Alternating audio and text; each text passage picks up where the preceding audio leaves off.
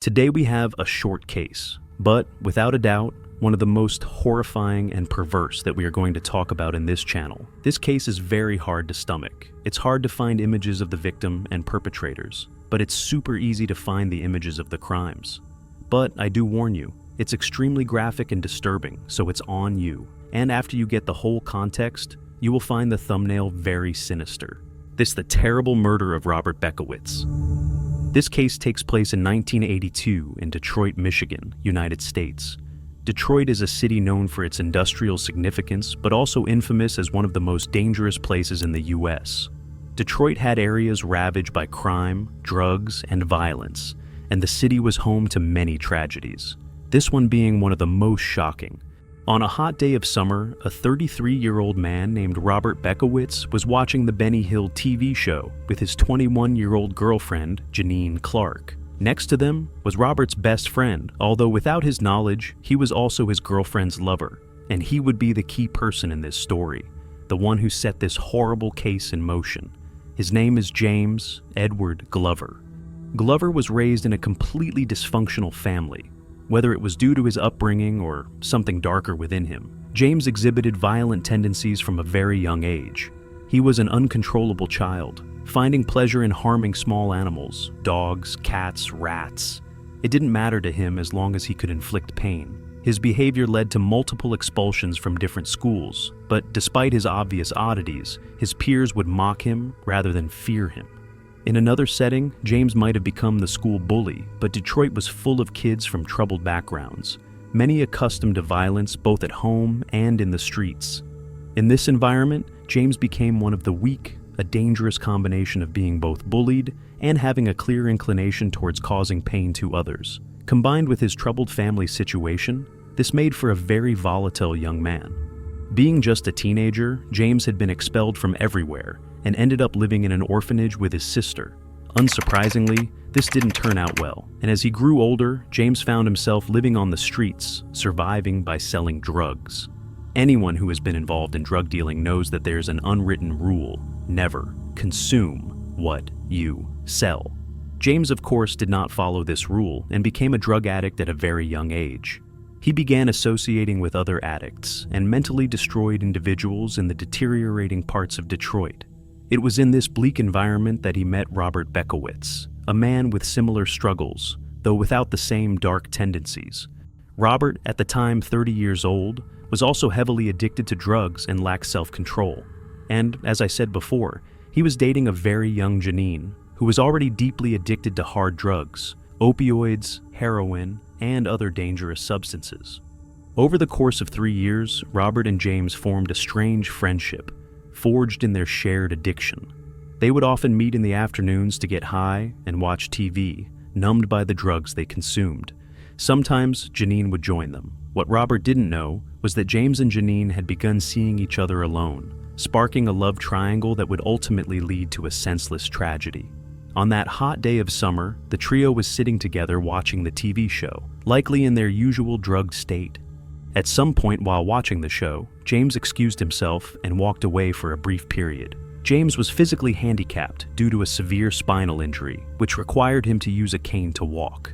Knowing he wouldn't be able to fight or kill Robert without some kind of weapon, he excused himself to retrieve one of Robert's guns that he kept in the house. Then he slowly came up behind Robert, raised the gun to his head, and pulled the trigger. At this point, the story could have ended. A love triangle gone wrong, resulting in a tragic death. But the worst was yet to come. James and Janine shared an incredibly dark and twisted fantasy, one that unfolded over the course of 3 days in what became a drug-fueled nightmare. After James had killed Robert, he and Janine began consuming excessive quantities of drugs. As they became more intoxicated, the pair engaged in increasingly depraved acts. The details of their actions become more disturbing as they began by undressing Robert. Janine then went to the kitchen to grab a knife and began to do horrible things to Robert's body. While she was in the act, James pulled out a camera to capture the horrific moment. Of course, I can't share uncensored photos from this case, but with a quick search, you can find them. They are among the most shocking I've seen in a long time. We're talking about real atrocities committed with the corpse, particularly involving the lower parts of the body. But it gets much worse.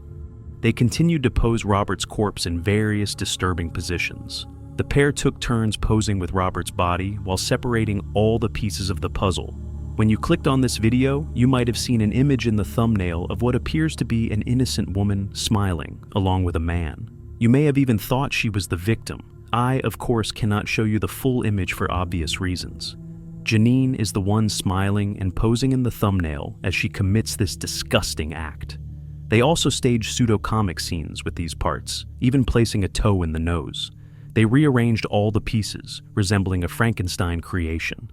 Also, they engaged in sexual acts, and all I can say is that both of them were riding the body and used some parts too. However, to our luck, these images were apparently never released. After they had had their fun, they took those 14 body parts and hid them around the apartment in plastic bags. When the drugs wore off and their dark, twisted fantasy had been fulfilled, the reality of the situation seemed to dawn on Janine, or at least that's what she claimed. Janine broke down at what she had done and contacted the police to confess every single detail about what happened over those 3 nights. However, at first, she wasn't entirely honest. She told the police that James Glover had forced her to consume drugs and participate in the murder and mutilation against her will. She claimed that she had no other choice but to comply, stating that she feared for her life if she refused.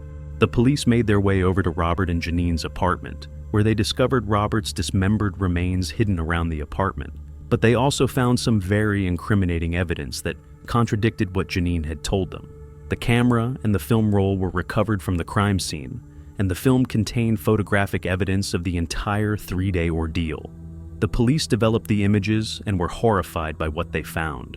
Among the images, they found the photograph showing Janine smiling as she took part in the crime, appearing to enjoy herself, a stark contrast to her claims of being held hostage.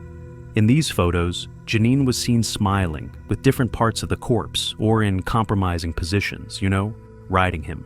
While it's possible Edward could have forced her to smile, it's hard to believe, especially when neighbors saw her leave the house on her own, knowing that she was going to a photography store to buy more film. Witnesses reported seeing Janine leave the apartment by herself on several occasions. They also saw and heard her when she was locked out of the house in the early hours of the morning, screaming for James to let her back inside, waking up many members of the community. There were even sightings of the two walking around in public at a garage sale, but if you're being held captive, you would surely try to escape if given the chance.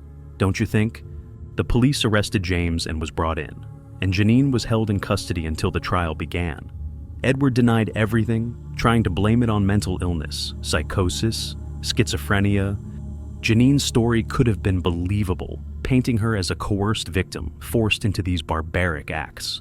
However, Janine overlooked the fact that the police would, of course, enter the apartment and discover the dozens of photographs that were there.